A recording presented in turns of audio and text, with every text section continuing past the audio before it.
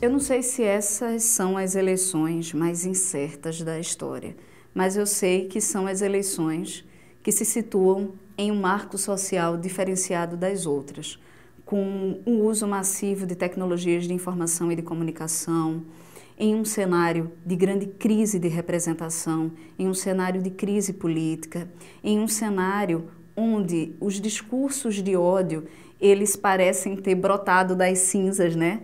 A gente chegou em 2018 e imaginávamos, boa parte das pessoas imaginava que não precisaria voltar a fazer analogias com o nazismo, com o fascismo, com os regimes mais autoritários. A gente pensava que estaríamos nós discutindo outras coisas, né? Discutindo novas formas de emancipação da sociedade. Realmente essa eleição ela é atípica, né? Em função da mudança da regra do jogo, né? Um período muito mais curto, um financiamento público de campanha, uma presença maior das redes sociais, né? Então, portanto, as redes sociais elas têm um processo, digamos assim, ambivalente. Ela tanto ajuda no processo de socialização, de repasse de informações de qualidade, como também ela produz informações como as fake news, elas produzem xenofobia, elas produzem também um sentimento de preconceito, né? Então ela é um campo aberto. A informação ela é um elemento imprescindível para o funcionamento das sociedades e para a própria democracia. A informação ela é a base material que faz com que as pessoas decidam o que querem fazer, o que vão fazer, que as pessoas se abram para o mundo, para ouvir novas versões, ou também para que as pessoas se protejam. O que há de diferente nesse momento histórico é o fato do uso massivo de tecnologias de informação e de comunicação para compartilhar, para tornar público numa esfera não só massiva como de nicho, tá? Atuando em pequenos grupos, essas informações que são informações que na verdade causam um efeito de perturbação, né? No eleitorado e nos cidadãos e cidadãs. Essa perturbação vem do fato das pessoas muitas vezes começarem a descrer de absolutamente tudo que estão lendo ou que estão recebendo, a não ser que recebam de uma pessoa que é da sua confiança. Negar fatos históricos comprovados,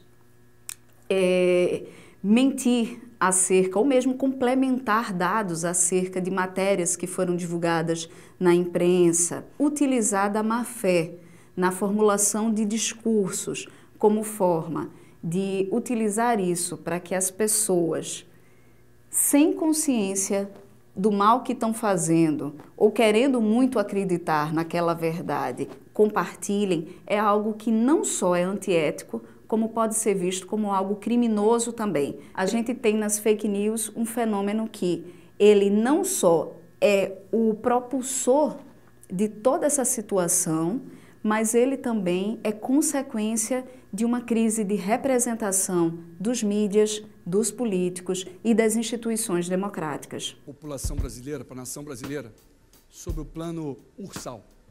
Só tem para dizer, o plano Ursal, União da República Socialista Latino-Americana.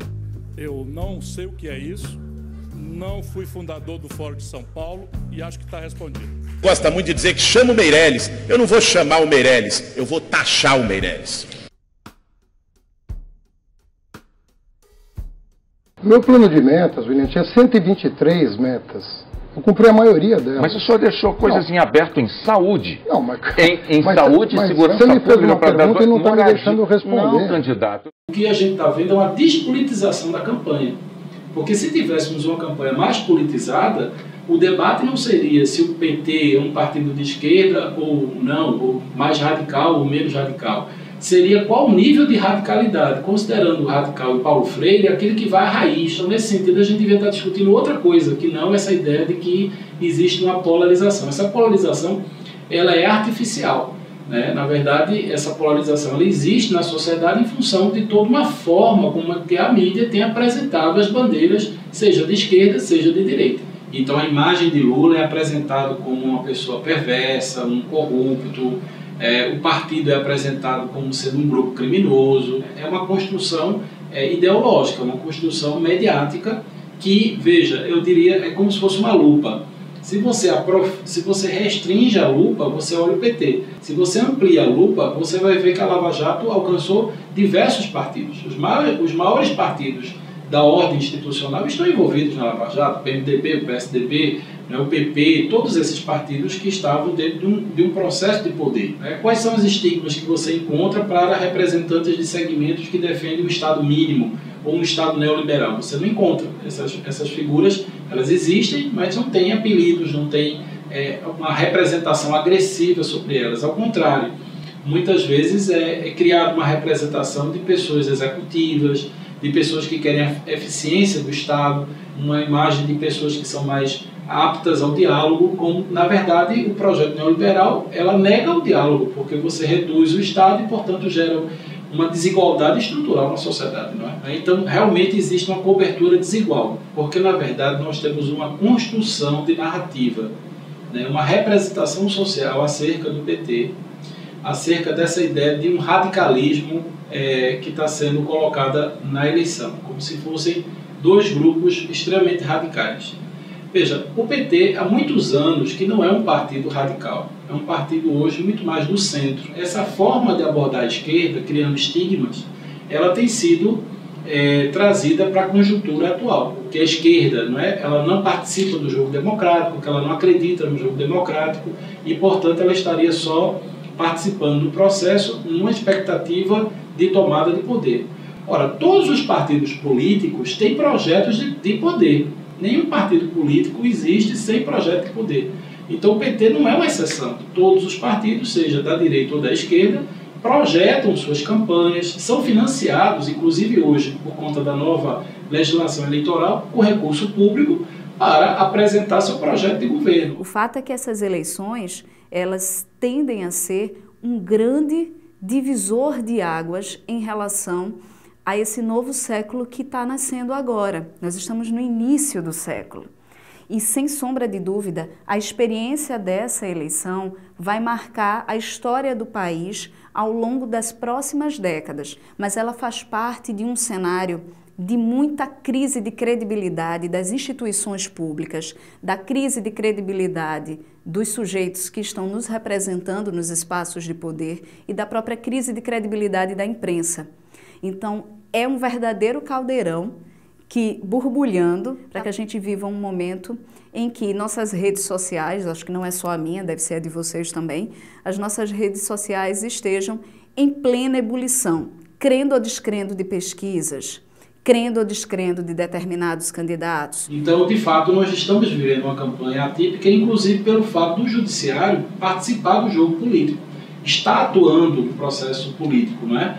Que é uma coisa que, para nós que lutamos pelo Estado de Direito, sempre a gente reservou ao judiciário um papel imparcial, um papel de atuar dando ao processo eleitoral garantias, de uma forma que garanta o interesse público e popular. Por exemplo, agora há pouco, 3 milhões de pessoas, de brasileiros, não vão votar, porque a Justiça Eleitoral não agiu de forma protagonista a ponto de prever que essas pessoas não estavam fazendo a biometria.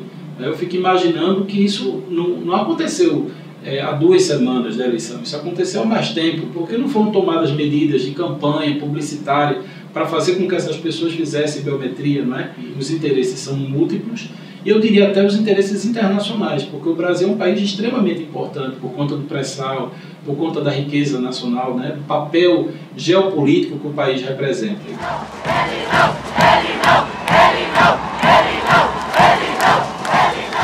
E pras feministas, ração na tigela. As minas de direita são as top mais belas, enquanto as de esquerda tem mais pelo que as cadelas. O que a gente tem visto é que nessas eleições em que as mulheres aparecem como sujeitos políticos privilegiados, porque muito se diz que nós é que definiremos esse pleito eleitoral, nós viramos um objeto de disputa. Esse tipo de divisão, ela é uma divisão que, na verdade, faz emergir valores morais e torna esses valores morais prioritários em relação a questões de cunho objetivo que poucas vezes são colocadas em pauta no discurso político vigente. Se passou a ter, na verdade, uma efusão de discursos de ódio.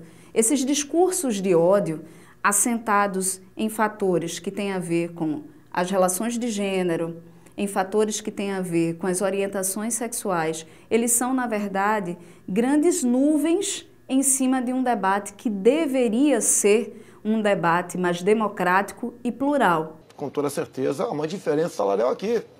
Parece que é muito maior para ele do que para a senhora.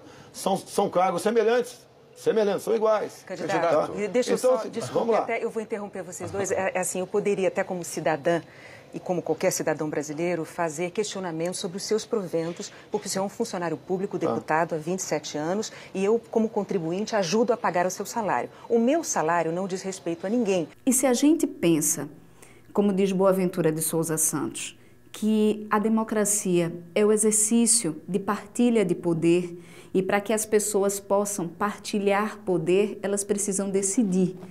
E para decidir eu preciso de informação.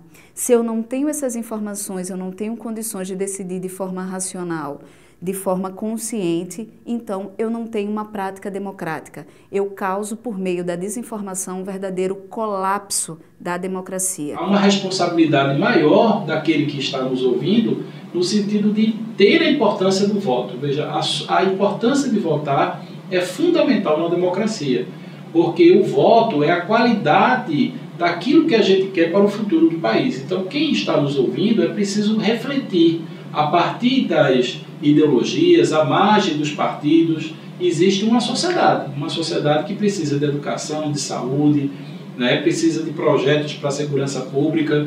Então, é muito importante que você que esteja refletindo o voto, que esteja amadurecendo o voto, reflita as suas escolhas, porque elas têm na democracia consequências objetivas, né? De um país maior ou de um país menor. Eu espero que nessas eleições o Brasil saia maior do que está vivendo, né? Consiga ter pontes para superar a crise que nós estamos passando.